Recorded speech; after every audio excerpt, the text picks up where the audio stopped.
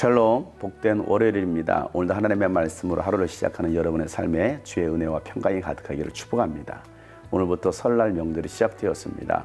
가족들과 즐거운 시간 보내시고 예수 그리스도의 복음을 선포하고 믿지 않는 가족들이 주님께로 돌아올 수 있는 복된 설날 되기를 간절히 소망합니다. 함께 나눌 말씀은 요한복음 9장 1절부터입니다. 예수께서 가시다가 날 때부터 눈먼 사람을 보셨다. 제자들이 예수께 물었다. 선생님이 이 사람이 눈먼 사람으로 태어난 것이 누구의 죄 때문입니까? 이 사람의 죄입니까? 부모의 죄입니까? 예수께서 대답하셨다. 이 사람이 죄를 지은 것도 아니요 그의 부모가 죄를 지은 것도 아니다. 하나님께서 하시는 일들을 그에게서 드러내시려는 것이다. 우리는 나를 보내신 분의 일을 낮 동안 해야 한다. 아무도 일할 수 없는 밤이 곧 온다. 내가 세상에 있는 동안 나는 세상의 빛이다. 예수께서 이 말씀을 하신 뒤에 땅에 침을 뱉어서 그것으로 진흙을 개어 그의 눈에 바르시고 그에게 실로암 못으로 가서 씻으라고 말씀하셨다.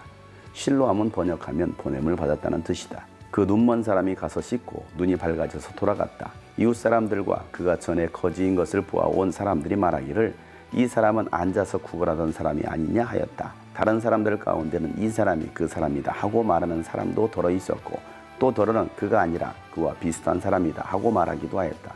그런데 눈을 뜨게 된 그 사람은 내가 바로 그 사람이요 하고 말하였다. 사람들이 그에게 물었다. 그러면 어떻게 눈을 뜨게 되었소? 그가 대답하였다.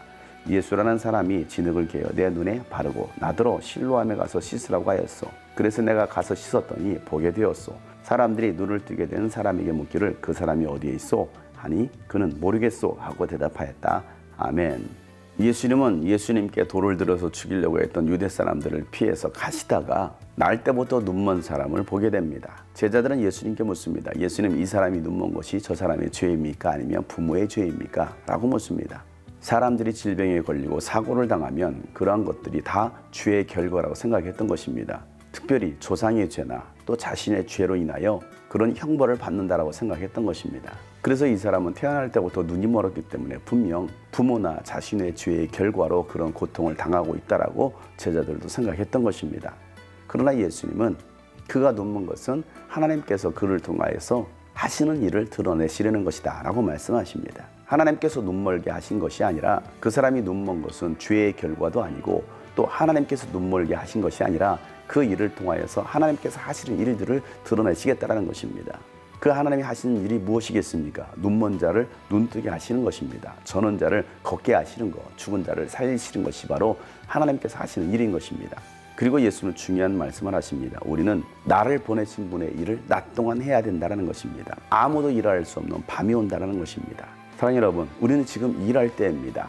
어둠이 오면 우리는 일할 수가 없습니다. 여러분들이 영적으로 어둠에 사로잡히면 아무런 일도 하지 못합니다. 영적으로 깨어있는 낮이 되었을 때는 일할 수가 있습니다. 또 시대가 영적으로 어두워졌을 때는 일할 수가 없습니다. 코로나 시대를 겪으면서 2년 동안 많은 교회들이 일을 중단했습니다. 영적으로 어둠에 사로잡힌 것입니다. 그럼에도 불구하고 어떤 분들은 또 어떤 교회들은 더 많은 일들을 했습니다. 영적으로 낮과 밤이 갈려진 것입니다.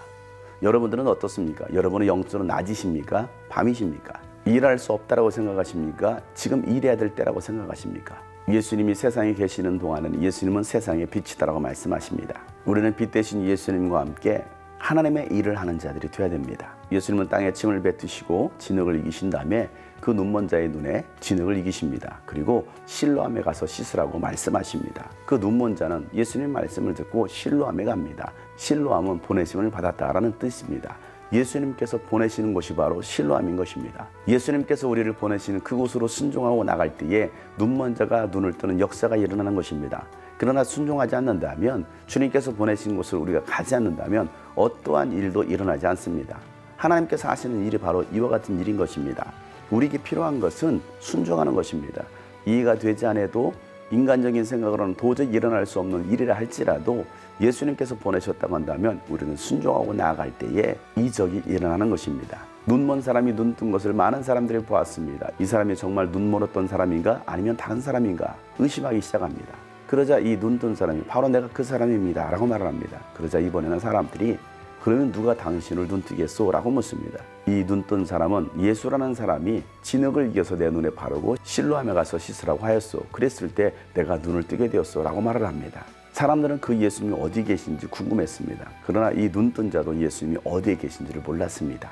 사랑하는 여러분, 오늘도 예수님은 저와 여러분을 실로암으로 보내십니다. 눈먼 자가 눈뜨게 되는 일들을 여러분을 통해서 행하시길 원하시는 것입니다. 여러분의 영혼의 눈도 뜨시고 일할 수 없는 밤이 오기 전에 최선을 다해 하나님의 일을 할 수 있는 저와 여러분 되기를 간절히 소망합니다. 이번 명절이 바로 그 하나님의 일을 할 수 있는 복된 명절 될 수 있도록 축복합니다. 실로암에 가서 씻으라는 그 말씀대로 오늘도 우리를 보내신 그 실로암으로 나아가는 하루가 되기를 간절히 소망합니다. 샬롬.